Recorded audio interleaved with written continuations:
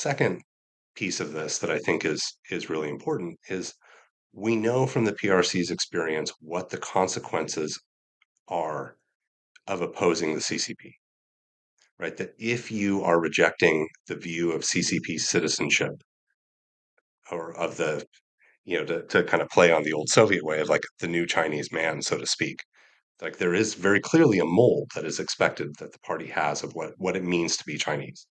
And if you reject that because you're Uyghur or Tibetan or Mongolian, but let's also face it, like we've had language riots in Guangdong province, right? We had a brutal, brutal suppression of Sichuan, from 1949 to 1951, where hundreds of thousands of people were killed, right? Like this is the consequence of opposing the CCP, right? There is no sort of like, oh, they could take over and, it might be different, but it would be fine. Maybe it's not as bad as KMT martial law.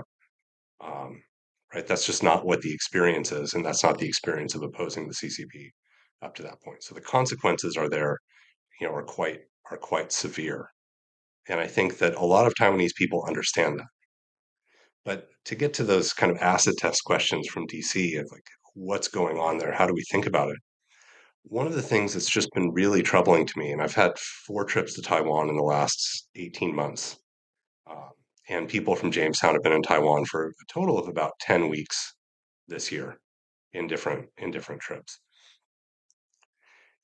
is that if we want Taiwan to step up to defend itself, to prepare, we have to stop undermining our own objectives, right? In a democratic society, the people follow leadership. And if a Taiwanese president talks about national security, we slap them down. We say it's symbolic. Why would you do this? Right? A president has to be able to mobilize their people, right? Like it's just the way that works, right? If the president won't come out and say it or can't come out and say it, then it's never going to be popular. It's never going to drive things, right? He'll never have the political capital to drive some of the issues of military reform that are sort of hangovers from things.